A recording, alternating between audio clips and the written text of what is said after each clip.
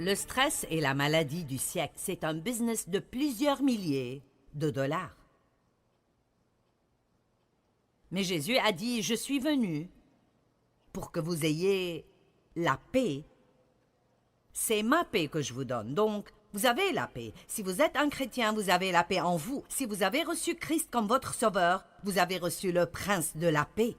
Il vit en vous. La paix est en vous. J'ai donné un exemple la nuit dernière sur comment, s'il y a une tempête, la couche à la surface d'une masse d'eau aura des vagues, des ondes et du mouvement. Elle n'est pas douce et calme, mais très en profondeur. Cette eau est toujours aussi calme qu'elle puisse l'être. Et si nous nous regardons comme cela, il y a toujours quelque chose qui souffle à la surface de nos vies. Mais la paix est définie comme étant un cœur calme, et donc, quoi qu'il arrive dans nos circonstances, nous pouvons maintenir un cœur calme. Maintenant, je vais juste dire que je crois que c'est plus facile pour certains que pour d'autres. Ah, je voudrais dire que ce n'est pas juste, mais de toute façon, Dieu nous crée tous différemment et nous devons tous apprendre comment... Il y a quelque chose qui est difficile pour tout le monde. Donc, pour mon mari, c'est très facile d'oublier ses soucis et de ne pas s'inquiéter, et alors il a été une image parfaite de paix à travers nos 48 ans de mariage. Moi, en contrepartie, j'étais accrochée désespérément à propos de quoi que ce soit tout le temps. Donc, ça n'a pas été aussi facile pour moi, mais j'ai appris comment être en paix. Et je peux vous dire que je suis plus en paix maintenant que je ne l'ai été de ma vie entière, alors que j'ai plus de responsabilités que je n'en ai eu de ma vie. Et alors, si je peux apprendre à être en paix, vous pouvez apprendre à être en paix. J'ai dit que si je peux apprendre à être en paix, vous pouvez apprendre à être en paix. Maintenant, je crois que quelle que soit la parole prêchée, il y a la puissance d'amener la délivrance aux gens dans cette région, parce qu'il y a de la puissance dans la parole. Donc je m'attends à ce que des chaînes soient brisées chez certains dans cette région, et cela ne veut pas nécessairement dire que magiquement tout votre stress partira, mais quelque chose arrivera en vous, quelque chose sera brisé, et vous recevrez une révélation que vous n'avez pas besoin de vivre comme cela plus longtemps. Matthieu chapitre 11, verset 28. « Venez à moi, vous tous qui peinez et êtes chargés de lourds fardeaux, et je vous donnerai du repos. Je reposerai, soulagerai et rafraîchirai vos âmes. » Il me semble que ce qu'il dit est « Je peux vous apprendre comment vivre sans stress. Prenez mon joug sur vous et apprenez de moi. » Maintenant, si nous lisons juste le verset 28, c'est comme si tout ce que nous avons besoin de faire est de venir chez Jésus et il fera que tout cela arrive. Venez à moi, vous tous qui peinez et êtes chargés de lourds fardeaux, et je vous donnerai du repos. Nous voulons prendre cette partie et... Jésus, me voici, agis. Mais après, il dit, prenez mon joug sur vous et apprenez de moi. Donc, apprenez de moi veut dire, d'accord, je peux vous montrer comment avoir du repos, du soulagement, du rafraîchissement, mais vous allez devoir regarder comment je vis, et vous allez devoir me suivre et apprendre à faire les choses de la façon dont je les fais. Maintenant, il utilise ce terme « joug ». Prenez mon joug sur vous, et nous ne sommes probablement pas familiers avec cela. Alors, j'ai en fait une image que nous allons mettre ici, que je veux vous montrer de ce que ça veut dire d'être sous le même joug avec quelqu'un d'autre. Ceci est un joug de bœuf. Et vous voyez qu'ils sont connectés ensemble, parce que si les deux tirent le poids, ça rend la tâche beaucoup plus simple. Et Jésus nous dit littéralement, si vous restez sous mon joug, attaché à moi, je tirerai avec vous à travers la vie et je rendrai votre tâche beaucoup plus facile. Mais maintenant, nous devons comprendre que Jésus dit, il y a une autre analogie ici et je crois que c'est restez près de moi, restez connectés à moi, restez avec moi dans toute situation et regardez bien et voyez comment je ferai quelque chose et puis suivez-moi. Et de cette façon, vous ne vivrez pas sous le stress tout le temps. D'accord, vous pouvez enlever l'image. Je voulais que vous voyiez ce que c'était. Une bonne prière, une prière magnifique et « Oh Dieu, enseigne-moi ta voix ». La Bible dit que les Israélites ont vu les actes de Dieu, mais Dieu a appris à Moïse sa voie. Les Israélites voulaient des miracles. Beaucoup veulent des miracles. Oh Dieu, que ceci s'en aille. Dieu change cette situation pour qu'il n'y ait pas de pression dans ma vie. Mais Moïse est allé plus profondément, et vous devez aller plus profondément et dire Dieu, quoi que soient mes circonstances, enseigne-moi ta voie. Apprends-moi comment m'en occuper comme tu t'en occuperais. Allez, pouvons-nous glorifier plus fort?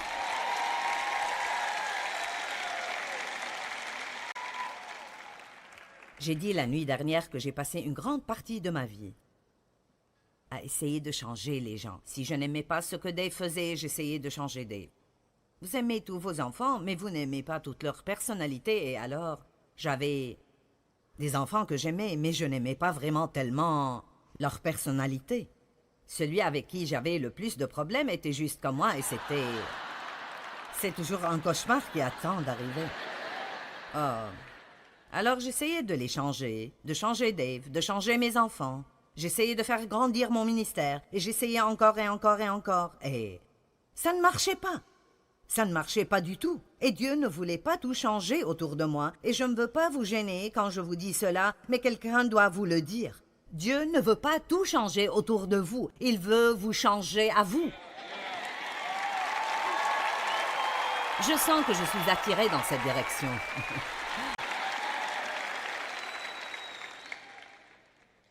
Mince, si nous pouvions juste comprendre ceci, Dieu ne veut pas changer toutes mes circonstances pour qu'elles m'aillent bien tout le temps, et la vie est douce et bonne. Il veut me changer à moi. Jésus a dit « Suivez-moi ». Il ne voulait pas dire « Suivez-moi et laissez-moi rendre votre vie merveilleuse ». Il voulait dire « Regardez-moi et apprenez comment faire ce que je fais ». Maintenant, avant que je n'aille plus loin avec ce merveilleux message, Dieu a inséré quelque chose dedans ce matin que je crois est juste comme une parole de Dieu pour certains aujourd'hui. Et Dieu m'a mis cela sur le cœur quand je m'asseyais ici ce matin pendant la louange et j'ai réalisé que je devais ajouter cela à mon enseignement. Nous allons regarder le psaume 32, les 5 premiers versets, et je veux vous parler de la culpabilité et de la condamnation. Je sens que Dieu veut que je vous parle de la culpabilité et de la condamnation parce qu'il y a des personnes ici aujourd'hui qui sont exactement comme je l'étais. Vous vous sentez littéralement coupable, et cela presque tout le temps. Et vous ne vous sentez pas bien si vous ne vous sentez pas mal. C'est comme ça que j'étais.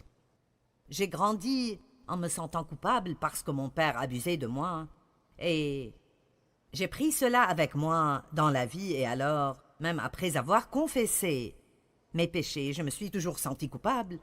Et il n'y a rien de plus stressant. Maintenant, je veux que vous m'écoutiez. Il n'y a rien de plus stressant que d'errer avec ce fardeau de « quelque chose ne va pas en moi ». Pourquoi ne puis-je pas faire les choses comme il faut? Cette sensation vague que Dieu est énervé contre vous, qu'il n'est pas satisfait avec vous. Et je crois que, quoi que je vous enseigne d'autres, c'est ce que je sens que j'ai vu ce matin, quoi que je vous enseigne d'autres à propos de comment vous occuper du stress, si vous ne comprenez pas ce point en premier, alors tout le reste dans la vie vous déprimera totalement parce que nous nous sentons déjà si vaincus et si mal à propos de nous-mêmes, parce que nous ne pouvons pas tout faire comme il faut, puis tout le reste de ce qui vient nous fait tomber facilement. Dieu m'a donné un exemple une fois d'un autocuiseur. Et je ne sais pas si les gens les utilisent autant qu'ils le faisaient, mais ma mère avait un autocuiseur et je vous dirai cela, c'était une marmite folle. Parce qu'elle mettait des choses dedans, le couvercle dessus, et elle le fermait bien, et vous ne pouvez pas l'enlever, et il y a cette petite chose qui bouge en haut, et de la vapeur sort du haut de temps en temps. Et puis il y a des choses qui cuisent à l'intérieur, plus cette chose bouge vite. Et je me rappelle que ma mère me disait tout le temps « Ne le touche pas, ne le touche pas, ne le touche pas ». Et j'étais tout comme cet autocuiseur. J'avais toutes ces choses qui arrivaient à l'intérieur de moi. Et qu'importe combien je paraissais spirituel, ou combien de fois par semaine j'allais à l'église, j'avais toujours toutes ces choses qui arrivaient en moi. Qu'est-ce qui ne va pas en moi? Pourquoi je ne peux rien faire comme il faut? Gna gna gna gna. Est-ce que quelqu'un sait de quoi je parle? Vous paraissez trop innocent à mes yeux.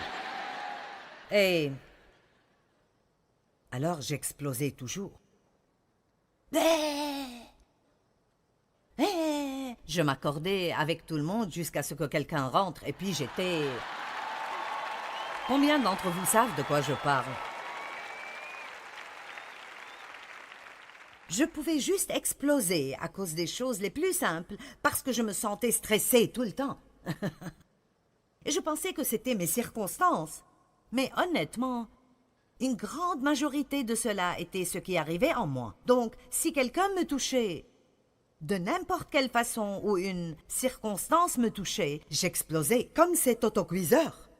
Et je veux juste vous dire que ceci doit changer avant que nous n'allions plus loin. Et je ne veux pas que vous partiez d'ici aujourd'hui et que vous continuiez à répéter la même chose encore et encore et encore. Laissez-moi vous dire quelque chose. Vous êtes des êtres humains imparfaits, et moi aussi. Et c'est exactement pour cela que Jésus est venu pour nous, et il n'y a personne...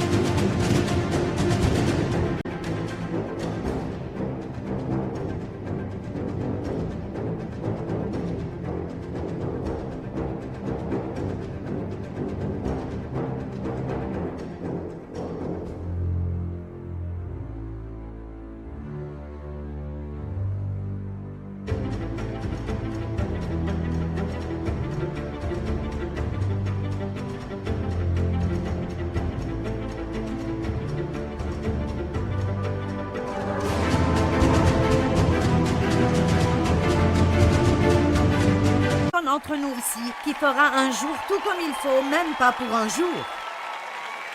Même pas pour un jour. Nous avons tous péché en chemin vers la réunion ce matin.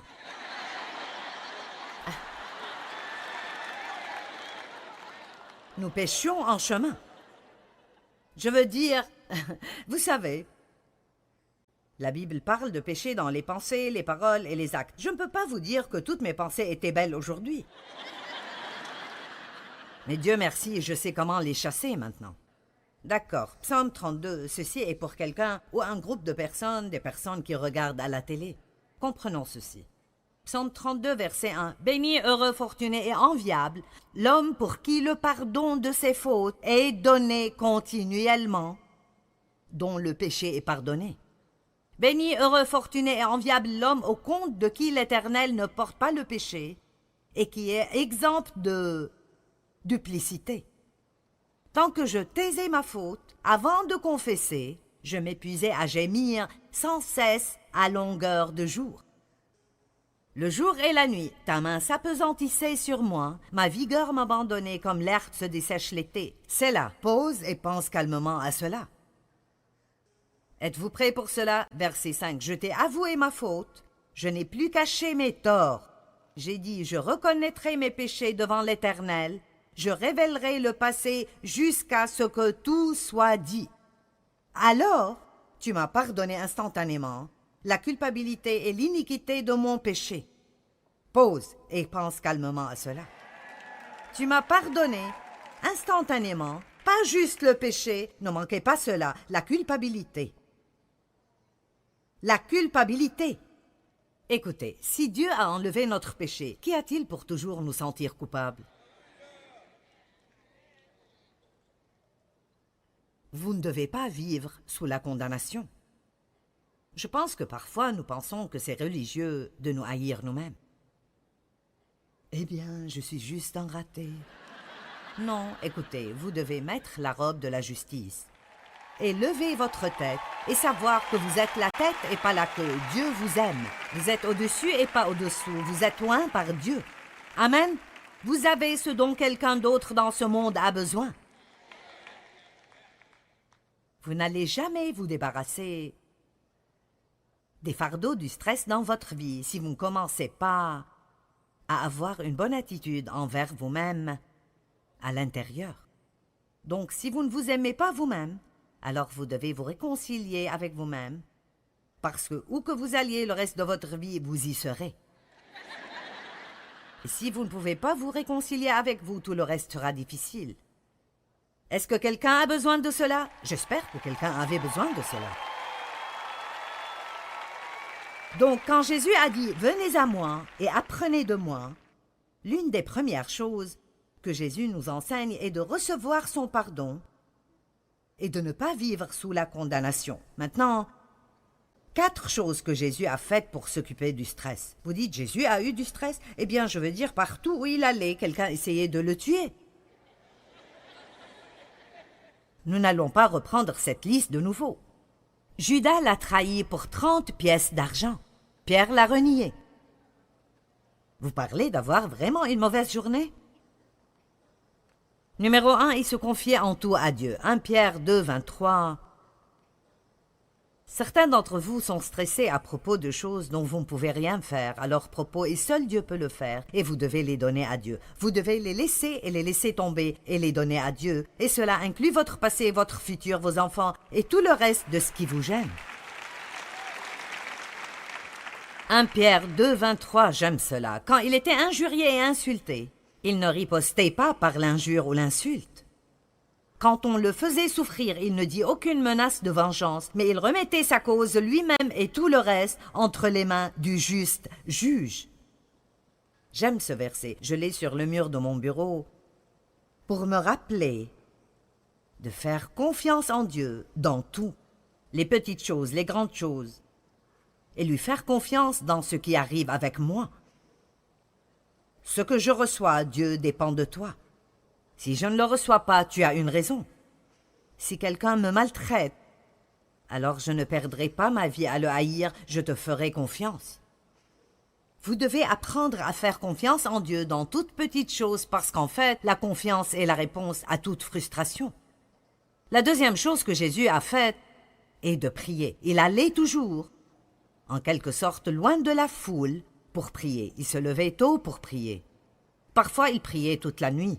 Et je ne vais pas prendre le temps de me tourner vers ces versets, mais quand il était à Gethsémani, à se préparer pour ce qui allait être le temps le plus difficile de sa vie ou de celle de qui que ce soit, il a demandé à ses disciples de prier avec lui. Et nous savons par la lecture des évangiles qu'ils se sont endormis. Il prit avec lui Pierre et les 2 fils de Zébédée. Il commença à être envahi de tristesse et d'angoisse. Et puis il leur dit, c'est ainsi qu'il se sentait. Vous savez, nous n'avons pas besoin de faire tout ce qu'on sent. Il leur dit, je suis accablé de tristesse à en mourir. Restez ici et veillez avec moi. Et il s'est éloigné un peu, et quand il est revenu, ils étaient endormis. Mais l'une des choses qui sont arrivées et qui l'a aidé à traverser cela était que quand il s'est éloigné d'eux, un ange est venu et l'a servi et l'a fortifié dans l'esprit. Et l'une des choses qui arrive quand nous prions est que Dieu nous fortifie. Allons maintenant. Il nous fortifie, il ne fait pas... La prière ne veut pas toujours dire que Dieu se débarrasse de ce qui nous dérange. Plusieurs fois, il choisit de nous fortifier et nous permet d'endurer avec une bonne attitude.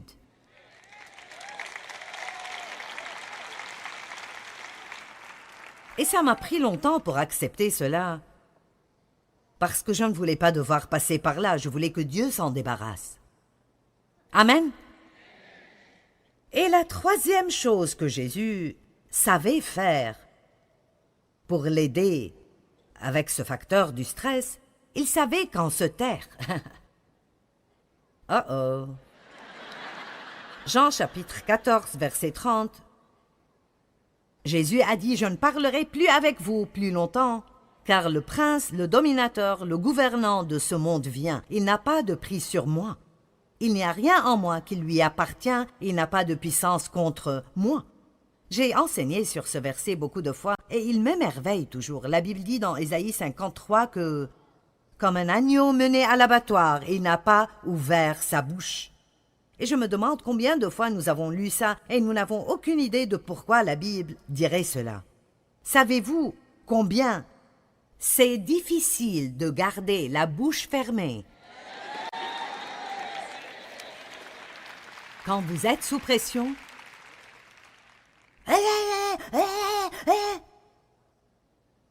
Et nous devons apprendre de cela. Allez, Jésus a dit, prenez mon joug sur vous et apprenez de moi. Donc nous regardons comment Jésus s'est occupé du moment le plus intense et stressant de sa vie. Et la Bible dit qu'il n'a pas ouvert la bouche. Et il a dit à ses disciples, je ne vais plus beaucoup vous parler maintenant. Il aurait bien pu dire, parce que c'est un moment très difficile pour moi. L'ennemi n'a pas de prise sur moi et je ne vais pas ouvrir ma bouche et dire quelque chose que je ne devrais pas dire et lui donner une entrée dans ma vie. Combien d'entre vous sont contents que Jésus ait gardé la bouche fermée en ce jour? Vous savez, je trouve cela très intéressant. Et puis Matthieu chapitre 27, versets 12 à 14. Mais ensuite, quand les chefs des prêtres et les responsables du peuple vinrent l'accuser, il ne répondit rien. Alors Pilate lui dit, tu n'entends pas tout ce qu'ils disent et la gravité des choses dont ils témoignent contre toi, mais il ne répondit point. Mon Dieu, c'est si difficile de ne pas essayer de convaincre les gens que vous êtes une bonne personne. Je ne sais pas pour vous, mais je trouve que c'est difficile de ne pas me défendre. Mais tu ne comprends pas, tu as une mauvaise image de moi. Calme-toi et laisse-moi te convaincre que je suis une bonne personne. Jésus n'a pas répondu. Il n'a pas répondu, et encore devant Pilate et Hérode, il est resté silencieux pendant l'accusation. Je ne dis pas qu'il n'y a jamais eu un moment pour parler pour vous-même, mais très souvent ça empire juste les choses. Jésus était sur la croix. Ceci est étonnant pour moi. Jésus était sur la croix pendant 5 heures et 59 minutes. Pendant ce temps, le récit de ce qu'il a dit est un total de 41 mots en grec qui deviennent 51 mots en anglais. Dire ces mots a pris approximativement un total d'1 minute. Donc, pendant 5 heures et 58 minutes de son temps sur la croix, il était complètement silencieux. Amen. Et puis la 4e chose que Jésus a faite, qui est un grand remède contre le stress, est qu'il pardonnait rapidement.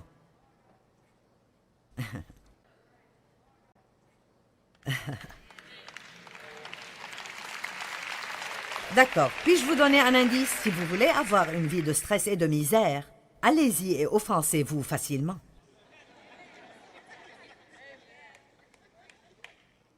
Continuez de dire « Eh bien, je n'y peux rien, je suis juste susceptible. Je suis juste une personne susceptible, je suis blessé facilement. Eh bien, arrête. Tout le monde peut facilement être blessé s'ils le veulent. Sur la croix, Jésus a dit « Père, pardonne-leur parce qu'ils ne savent pas ce qu'ils font. » Sur la croix. Et sûrement, s'il peut pardonner aux gens pour cela, alors nous pouvons nous occuper des choses de tous les jours qui viennent vers nous. Je ne sais pas ce que vous attendiez que je vous dise quand je vous ai dit que j'allais vous enseigner comment vous débarrasser du stress, mais ça ne fera pas une once de bien. Vous pouvez vous débarrasser de toute source, tout ce que vous pensez être la racine de votre stress, et si vous restez plein de culpabilité et vous restez énervé contre les gens, et vous vous inquiétez à propos de ce que tout le monde pense, et votre bouche travaille tout le temps,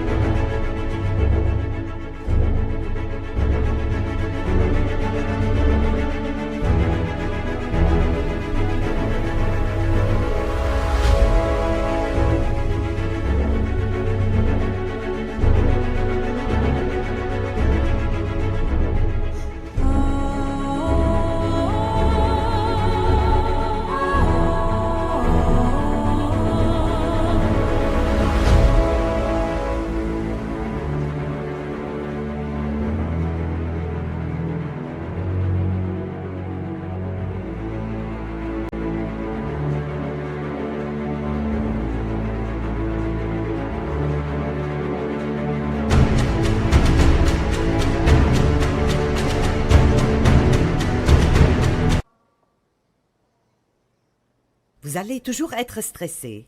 Parce que le stress ne vient pas de ce qui arrive autour de nous, c'est ce qui arrive en nous. Amen. Eh bien, vous devriez être plus heureux que vous ne l'êtes, mais je vais continuer. Actes chapitre 24, 16, je veux que vous regardiez cela, je pense que c'est un bon verset. L'apôtre Paul a dit cela. Il a dit, c'est pourquoi je m'applique sans cesse et je me discipline en mortifiant mon corps, en tuant mes affections charnelles, mes appétits du corps et les désirs du monde, en m'efforçant dans tout aspect pour garder une conscience pure, irréprochable, sans blâme, sans offense devant Dieu et devant les hommes. J'aime cela. Paul a dit, j'ai travaillé sur cela. Ce n'est pas une chose qui vous tombe dessus, c'est une chose que vous devrez vous lever et faire exprès chaque jour. Chaque jour, je vais devoir dire non à ma chair. Chaque jour, je vais devoir me discipliner. Je pense que nous devrions tous juste avoir un but. Soyons tous d'accord pour avoir un but. Unissons-nous tous et voyons si nous pouvons donner à Satan une crise de nerfs.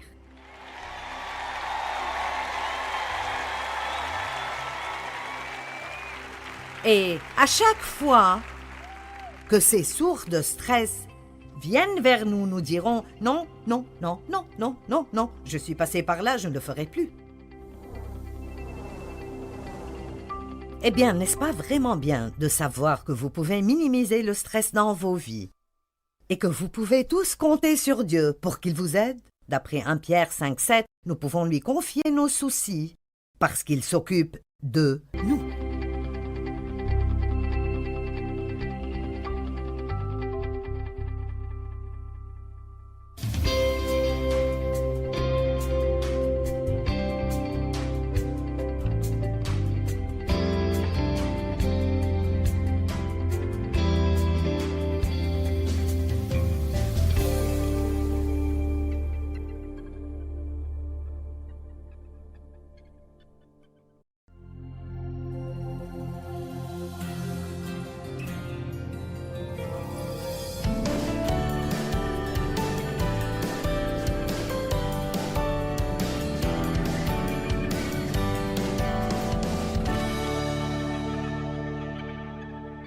Laissez-moi vous poser une question.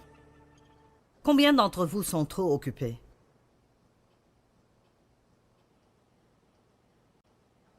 Vous savez quoi? Je n'ai pas besoin de lever la main maintenant. Et vous savez, le ministère est plus grand qu'il ne l'a jamais été, et il grandit tout le temps. Et je travaille moins qu'avant, parce que je travaille plus intelligemment, pas plus durement. Amen. Nous connaissons tous l'histoire de Marie et de Marthe. Marthe travaillait, et Marie travaillait aussi jusqu'à ce que Jésus vienne, et puis elle s'est immédiatement mise à ses pieds parce qu'elle avait une opportunité qu'elle ne voulait pas manquer. Et je me demande combien d'entre vous sont comme je l'étais, où vous êtes si attachés au travail que vous manquez les choses vraiment importantes dans la vie. Combien d'entre vous sont si occupés que vos enfants ont presque grandi et vous les connaissez à peine? Vous savez, quand vous êtes vieux, si vous n'avez pas de relation avec vos enfants, vous ne serez pas heureux. Et une relation ne commence pas juste soudainement parce que vous êtes les parents. Vous devez construire ces relations, et les relations demandent une chose, et c'est le temps.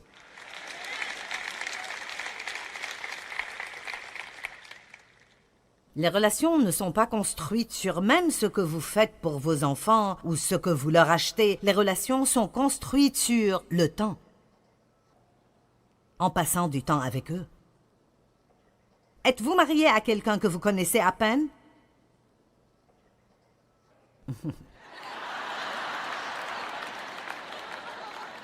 Eh bien,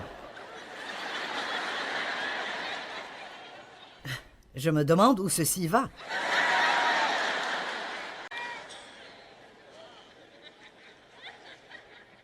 Est-ce que vous trouvez un endroit chaque jour dans votre vie pour rire? Vous le devriez. Le rire est un grand remède au stress. Il est probablement meilleur que tout médicament contre l'anxiété. Êtes-vous seul parce que vous n'avez jamais pris le temps de construire des relations de qualité? Voudriez-vous être plus proche de Dieu, mais vous ne prenez jamais le temps de prendre du temps avec lui? Est-ce que vous vous sentez fatigué la plupart du temps, mais en vérité, vous ne prenez jamais le temps de dormir ou de vous exercer ou de vous reposer ou de jouer? Eh bien, vous savez, ce n'est pas quelque chose que Dieu éloignera de vous. Il vous donnera la sagesse et la grâce et vous aidera à faire les changements dans votre vie que vous avez besoin de faire. Je vous ai déjà raconté que je me suis presque littéralement écroulée physiquement. J'ai travaillé si dur, je me suis rendue malade au moins 3 fois différentes dans ma vie. Et quand vous tombez malade à ce point, vous ne vous en remettez pas.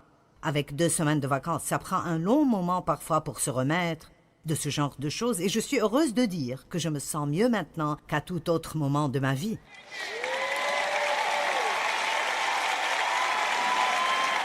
Mais ce n'est pas juste parce que j'ai prié et Dieu a tout fait partir. J'ai dû faire des changements radicaux. Et je vous ai raconté que l'une des premières choses que j'ai faites était de vraiment étudier ma propre vie et de découvrir ce que mes voleurs de paix étaient. Quelles étaient les choses que Satan utilisait pour voler ma paix? Et par exemple, l'une d'elles était l'empressement. Je ne me comporte pas bien. Le fruit de l'esprit ne sort pas de moi quand je dois m'empresser.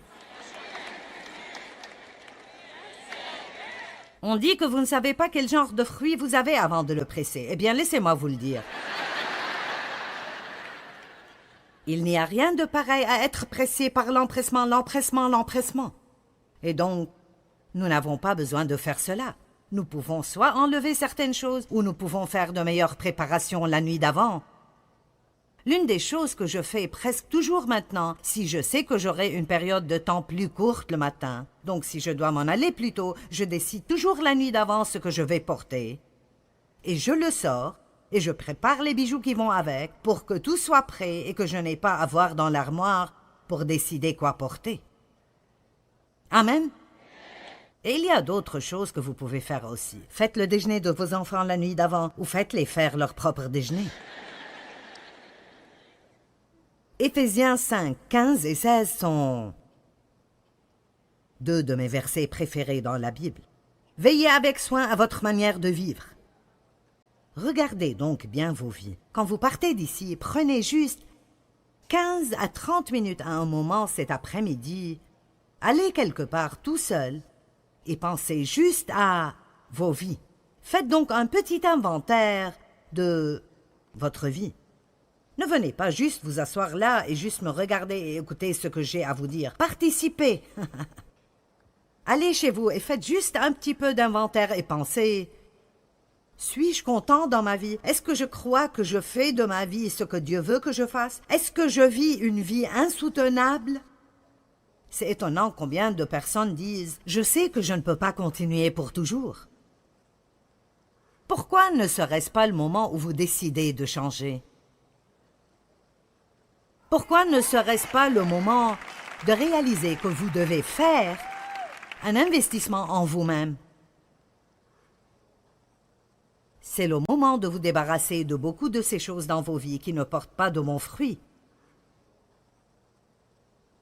Veillez donc à votre manière de vivre. Comportez-vous avec circonspection, non comme des personnes insensées, mais comme des gens sensibles, intelligents et sensés.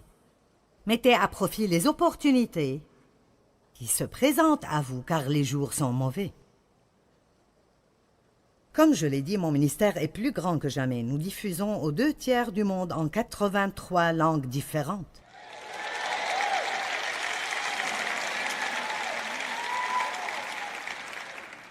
Je ne parlerai pas de tout cela, mais juste beaucoup de bonnes opportunités. Et je travaille plus intelligemment, pas plus dur, et beaucoup de personnes m'aident. Et ils ne font pas toujours tout de la façon dont je voudrais qu'ils le fassent. Mais qu'est-ce qui est meilleur? Que je les laisse me débarrasser de beaucoup de stress dans ma vie et occasionnellement que je n'aime pas ce qu'ils ont fait? Ou que j'insiste de tout faire moi-même pour que tout soit fait à ma façon? Je prends des pauses régulièrement maintenant. Je ne vais pas du travail au travail, au travail, au travail, au travail. Parce que j'ai finalement découvert que n'importe combien je travaille dur, il y aura toujours du travail. Est-ce que quelqu'un est arrivé à cette conclusion? Je veux dire, peu importe combien je travaille dur, il y aura toujours du travail, donc je ferais mieux d'apprendre à ne pas avoir à travailler tout le temps. Parce que Dieu n'a pas fait ce qu'il a fait pour nous en Christ. Je veux que vous m'écoutiez. Dieu n'a pas fait ce qu'il a fait pour nous en Christ quand il a pourvu la vie qu'il nous a donnée pour que nous ne fassions rien d'autre que de travailler tout le temps.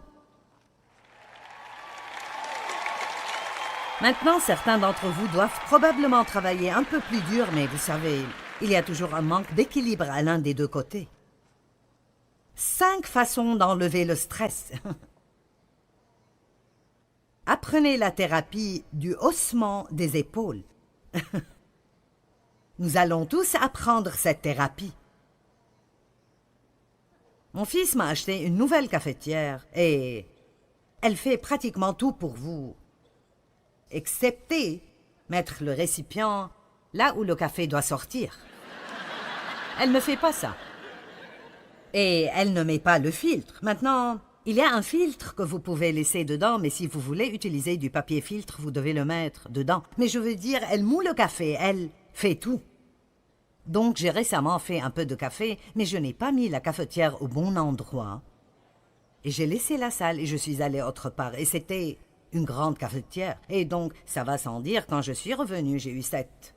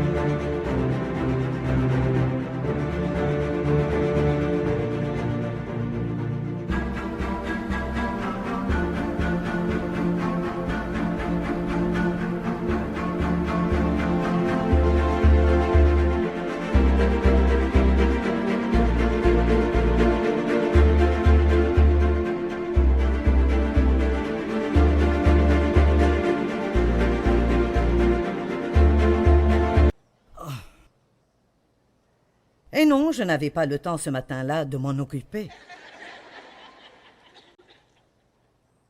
Je l'ai regardé et je peux vous dire que je n'ai rien ressenti. J'ai juste fait... C'est le haussement des épaules. Amen. Maintenant, j'ai nettoyé. Je n'en avais pas envie. Mais j'ai perdu assez de ma vie en ayant de grande colère. Est-ce que quelqu'un sait ce qu'est la colère à fond de la femme? Très bien. Je veux dire avoir une colère à fond que je ne pourrais pas contrôler. N'essayez pas de contrôler des choses que vous ne pouvez pas contrôler.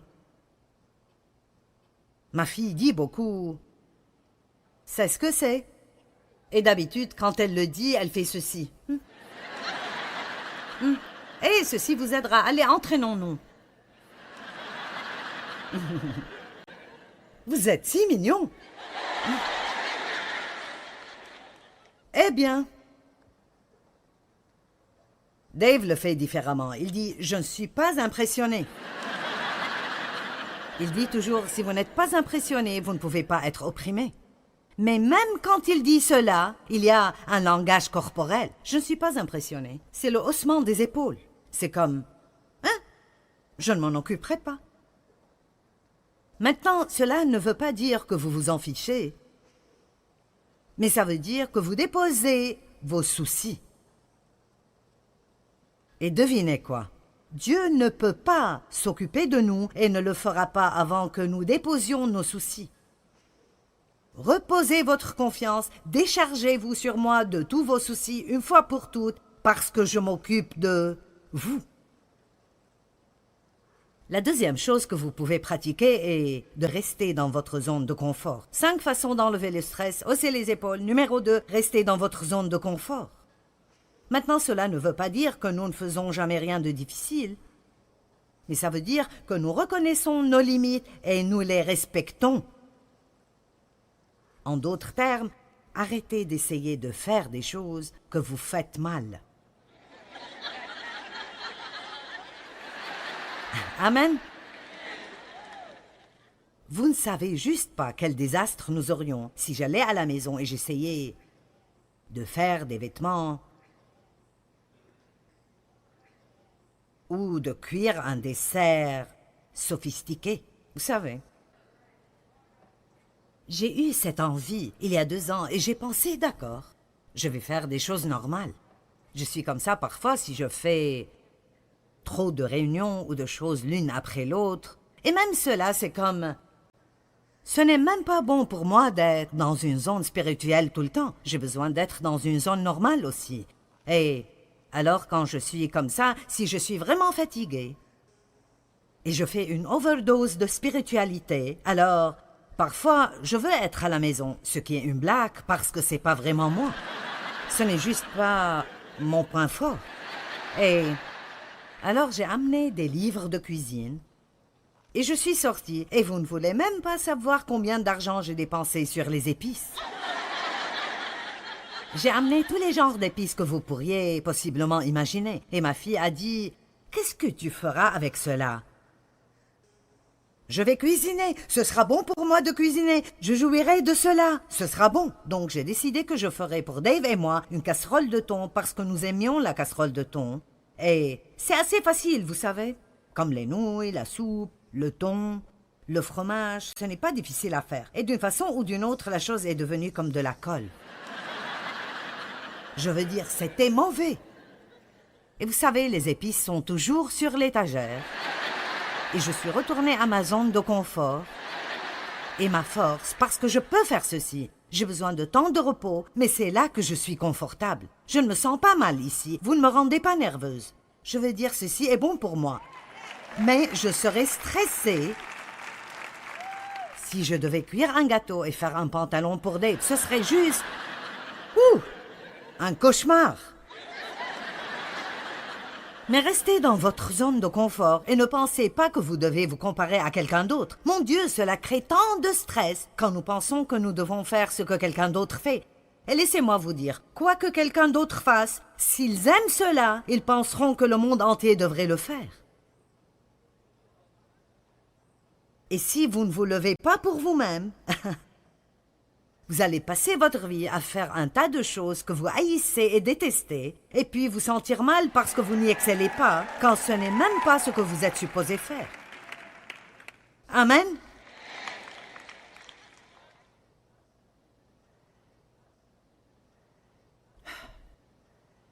Numéro 3. Éliminez tout de votre programme qui ne porte pas de bons fruits. Vous aurez besoin d'une demi-heure de plus à passer avec vous-même. Est-ce que vous vous asseyez dans un comité qui ne fait rien d'autre que de débattre et ne prend jamais de décision? Seigneur, aie pitié. Je me souviens d'un comité d'église où j'étais une fois. Et ils débattaient et discutaient concernant la couleur pour repeindre la porte d'entrée. C'est ennuyant. Combien de temps passez-vous à faire ou à écouter des commérages?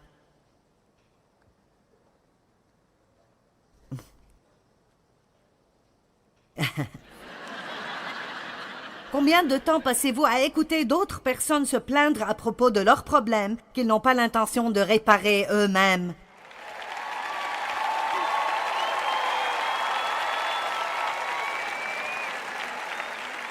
Ils ne veulent pas votre aide.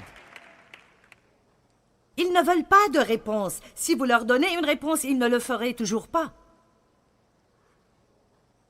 Combien de temps passez-vous à regarder des choses vraiment stupides à la télé? Ou peut-être juste à changer la chaîne pendant 2 heures et sans jamais rien regarder. Je sais que certains d'entre vous aiment probablement la télé-réalité. Mais je ne l'aime pas, je vois assez de réalité, merci. Quand je regarde la télévision, je veux du fantastique. Donnez-moi un conte de fées. Je veux quelque chose qui n'est pas connecté à la Terre. Je ne veux pas regarder une autre bagarre de famille où ils s'entretuent presque. Ça m'a pris 40 ans pour sortir de là. Pourquoi voudrais-je faire cela?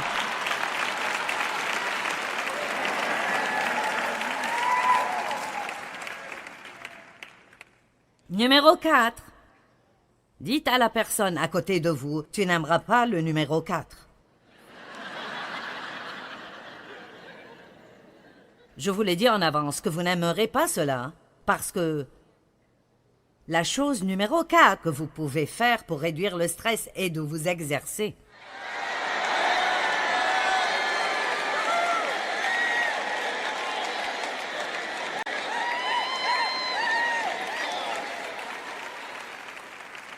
L'exercice est l'un des meilleurs remèdes pour le stress dans le monde entier. Maintenant, écoutez, nous avons ces petites choses appelées endorphines dans notre corps. Et ce sont les hormones du bien-être. Et elles augmentent quand nous nous exerçons. Les endorphines nous font nous sentir heureux et nous nous inquiétons moins. L'exercice améliore votre sommeil et cela agit contre le stress. Si vous vous exercez assez pour suer, ça enlève les poisons toxiques de votre système. Ça peut diminuer votre pression sanguine, vos battements de cœur au repos et le cholestérol. Et ça améliore votre humeur.